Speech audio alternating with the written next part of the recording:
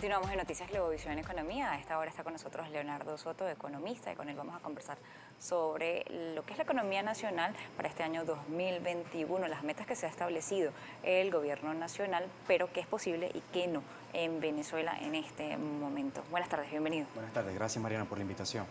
Bien, quisiera conversar con usted respecto a lo que anunciaba el presidente Nicolás Maduro en la presentación de su memoria y cuenta, donde le daba el mayor peso de lo que va a ser su gestión durante este año 2021 al tema económico. Sabemos que las cifras o las cuentas del gobierno no están en las mejores condiciones, el país no pasa por el mejor momento, la economía está bastante distorsionada.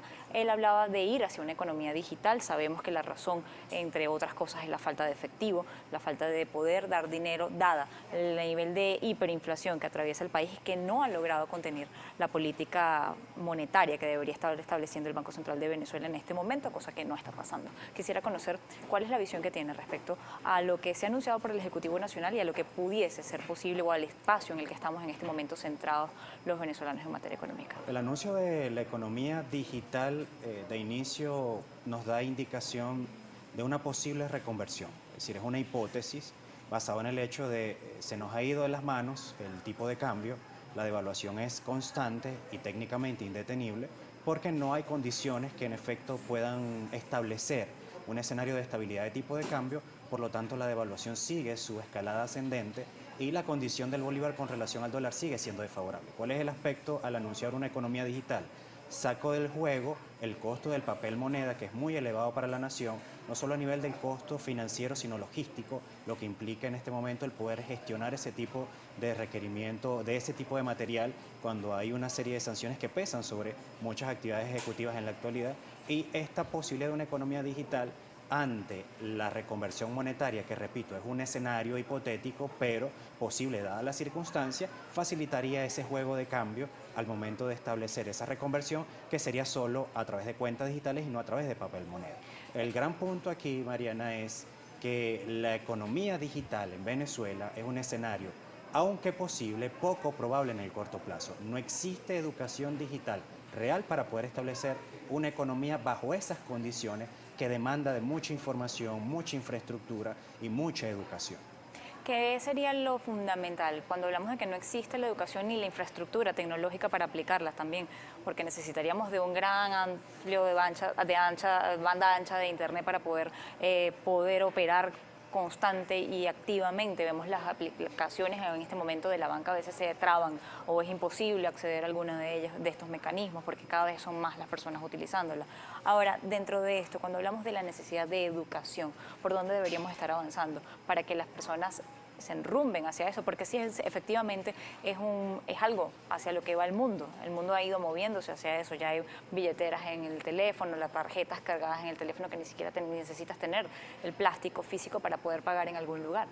Si nosotros analizamos el contexto venezolano en directo, en comparación con otros países de América Latina, la posibilidad de estar conectados, la posibilidad del flujo de información, hay una no variante importante en la evolución en cuanto a educación tecnológica, porque nuestro país es un país, básicamente es un país campo, o sea, es un país con amplias extensiones de tierra, muchos de ellos son llanos, altamente cultivables, pero la gran masa poblacional se concentra en ciudades que son muy pequeñas y además son pocas, son 3, 5, máximo 7 ciudades muy importantes en el país. Entonces el venezolano ha asumido la percepción de que esas 7 ciudades o esas ciudades de Venezuela representan a la mayoría y resulta que no. Hay un gran contingente de personas que están en zonas rurales, semirurales, que ni siquiera han visto un dispositivo móvil.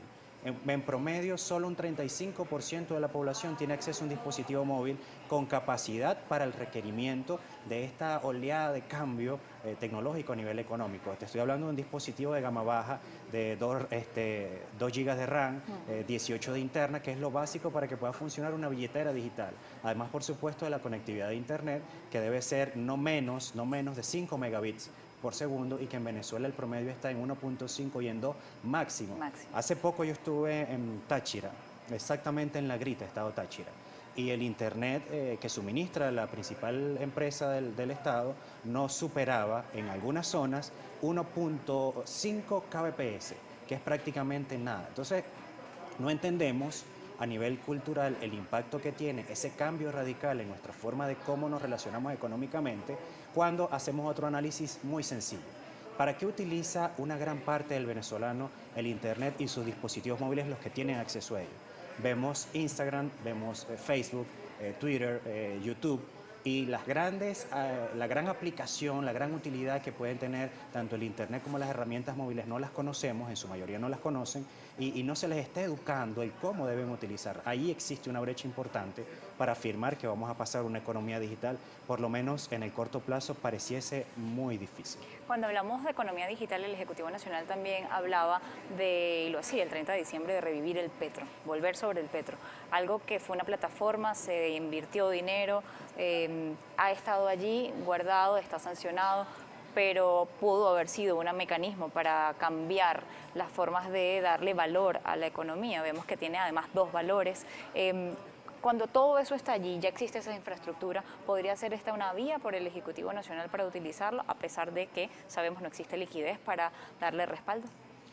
Definitivamente lo va a utilizar como una herramienta. Ahora, su capacidad de funcionar es difícil, es cuesta arriba, considerando, como bien lo mencionaste, que existe una sanción internacional que pesa sobre ello, pero hay que también ser muy francos en el tema de, más allá del petro, O cualquier otra. la cultura de la criptomoneda en Venezuela. Solamente en el año 2019, antes de que comenzara el tema de la pandemia en nuestro país, el venezolano estaba haciendo transacciones en criptomonedas, superaron para finales del 2019 el 18% en transacciones tanto nacionales como internacionales.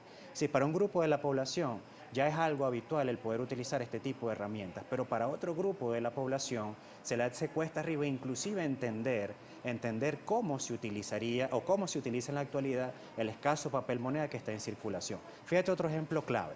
El tema de la circulación multimoneda en el país. Pese a que no hay un andamiaje legal que defina de forma clara hacia dónde va el uso del dólar, del euro, y en algunos casos, repito el caso de Táchira porque estuve hace poco allá, el peso colombiano.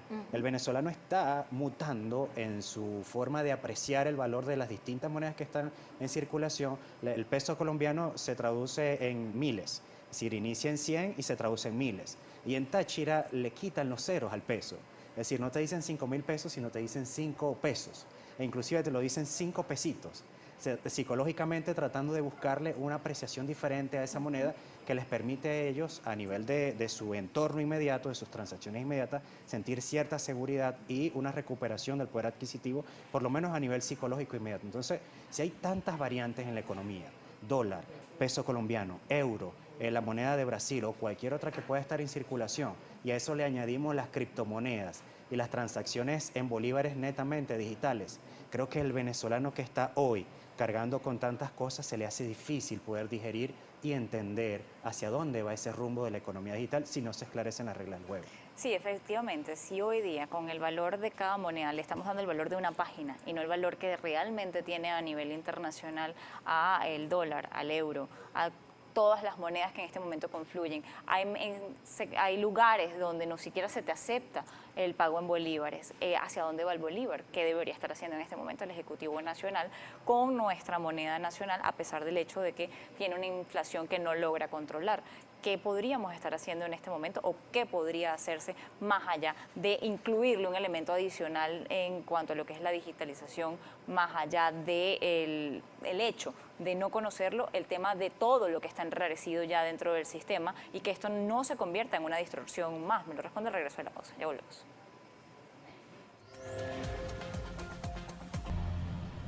Continuamos en Noticias Globovisión Economía. Estamos conversando con Leonardo Soto, economista. Le dejaba una consulta antes de irnos a la pausa y es cómo hacer para que incluir una economía digital o monedas digitales dentro de la economía nacional para tratar de enfrentar la falta de billetes en efectivo que puedan estar a la par de lo que es la hiperinflación que atraviesa el país y la devaluación constante que tiene nuestra moneda, a la par de las dificultades que ya tiene el venezolano para darle valor al dólar, al euro. En Venezuela es el único país donde se te recibe un euro al mismo precio que un dólar y donde tu moneda no se quiere recibir prácticamente en ninguna parte. ¿Cómo hacer para que esto no genere una distorsión mayor dentro del sistema económico? El problema, el gran asunto en este momento con el caso venezolano es que todo está relacionado con el bolívar y la devaluación. Y la política monetaria y las consecuencias de esta en la actualidad van más allá de incluir o no la posibilidad de que se hagan solo transacciones digitales, la posibilidad o no de que transemos en criptomonedas o cualquier otro tipo de herramienta digital. El gran asunto de todo esto es producción, el gran asunto de esto es base funcional. Los analistas radicales, yo los llamo radicales escépticos, ya dan por muerto el bolívar, y es que la apreciación colectiva me indica que el bolívar técnicamente no vale nada. Hablamos de millones de bolívares para la adquisición de apenas unos pocos bienes y servicios, y uno siente que en efecto no vale absolutamente nada. Sin embargo, yo sigo sumado a la apreciación de que el bolívar puede salvarse, pero no se va a salvar con la posibilidad de que circulen más dólares en la economía o que ambas monedas puedan circular de manera efectiva.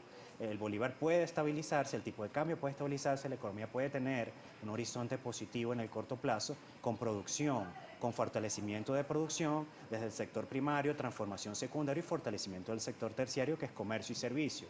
Es donde tiene que venir un proceso de sincerar estas relaciones políticas de Estado, empresariado en general, hablando de empresariado general, no solo comercio.